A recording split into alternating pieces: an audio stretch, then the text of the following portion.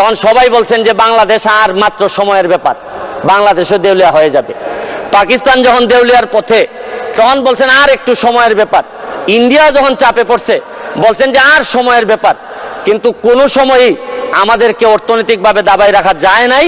কারণ হচ্ছে গিয়ে ইন্ডিয়া, পাকিস্তান, শ্রীলঙ্কা, তাদের সম্পদ আমাদের চেয়ে কোনো অংশেই কম ছিল না। তবে একটা জায়গায় ঘাটতি ছিল, এদের জননেত্রী শেখ হাসিনা এদের হাতে ছিল না। মাননীয় স্পিকার, আমি এইটার সাথে সাথে বাজেটের উপর কয়েকটা কথা বলতে চাই যে এই সরকারের কয়েকটা প্রেশার নেওয়া লাগবে। এই প্রেশারটা আমি সাজেশন দিতে চাই মাননীয় স্পিকার। মাননীয় স্পিকার, দেখেন এই বাজেটে ঋণ দিয়ে উন্নয়ন ব্যয় মিটানো হবে। 2.5 লক্ষ কোটি টাকার লোন নেওয়া হবে, 1.5 লক্ষ প্রায় নেওয়া হবে হচ্ছে গিয়ে ব্যাংক থেকে। আমি মাননীয় প্রধানমন্ত্রী থাকলে বলতাম যে এমপি হওয়ার পর একটা গাড়ি কিনছি 1 কোটি টাকা দিয়ে, 50 লক্ষ টাকা লোন নিছি সাউথ ইস্ট ব্যাংক থেকে। এই লোন আর লোনের যে ইন্টারেস্ট, এটার কারণে রাতে ঘুম আসে না। মাননীয় প্রধানমন্ত্রী যে কিভাবে ঘুমাবেন এটা একমাত্র উনি জানেন। প্রায় 2.5 লক্ষ কোটি টাকার ঋণ উনার মাথার উপরে থাকবে সব সময়।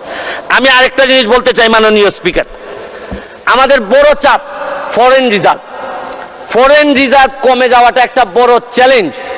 কারণ হচ্ছে গিয়ে যে বাজেট আপনারা এই সরকার এখানে দিচ্ছেন, আরেকটা বাজেটও আমাদের এই সরকারকে বা এই মাননীয় প্রধানমন্ত্রীকে ব্যর্থ করার জন্য আরেকটা বাজেটও আছে।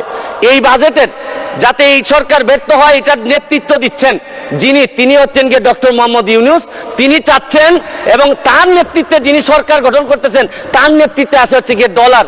এই ডলার হচ্ছে গিয়ে নেতৃত্বে চাচ্ছে যে আমাদের এই প্রধানমন্ত্রীর এই বাজেট যেন ফেল হোক। আমি আরেকটা জিনিস বলতে চাই, এক্সচেঞ্জ রেট ডেপ্রিসিয়েশন করছেন হচ্ছে গিয়ে রিসেন্টলি আরো 7 টাকা ডলারের সাথে।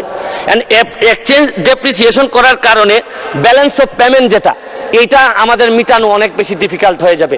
এইটা একটা বড় প্রেশার মাননীয় স্পিকার।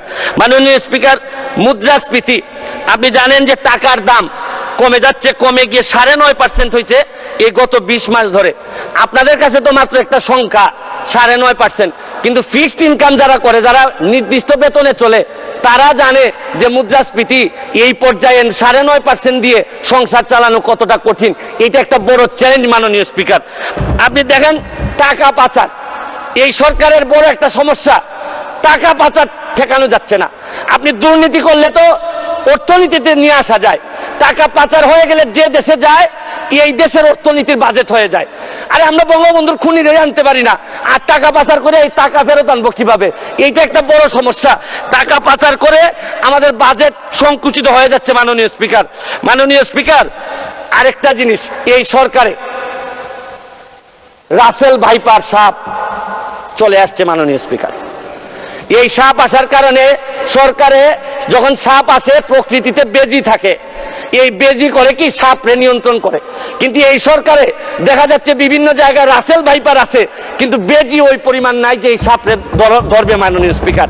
আপনি দেখেন এই আমাদের প্রতিষ্ঠানগুলা কত দুর্বল হয়ে গেছে। আমাদের প্রতিষ্ঠান, একজন ভদ্রলোককে দুদক ধরতে পারে নাই, একজন ভদ্রলোককে এনবিআর ধরতে পারে নাই, বাংলাদেশ ফাইন্যান্সিয়াল ইন্টেলিজেন্স ইউনিট ধরতে পারে নাই।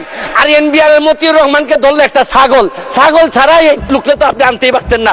ছাগলের কাণ্ড হওয়ার কারণে বেনজির কাণ্ড, মাননীয় সাবেক আইজিপি উনি এত বড় হয়ে গেলেন, মন্ত্রণালয় জানলো না, মাননীয় স্বরাষ্ট্রমন্ত্রী জানলেন না। এই বাচ্চাটা এত বড় হয়ে গেল, আর কিছুদিন সুযোগ পাইলে পুরা গোপালগঞ্জ কিনে ফেলতেন এই বেনজির সাহেব। তারপরে এইটার দায় এই মন্ত্রণালয় এড়াইতে পারে না মাননীয় স্পিকার। এখন আপনারা কালো টাকা সাদা করবেন, আমার কোনো অসুবিধা নাই। যদি মনে করেন টাকা রয়ে গেছে, কিছু টাকা জমানো বা বিভিন্ন অলস টাকা রয়ে গেছে, এইটারে সাদা করবেন, কোনো অসুবিধা নাই।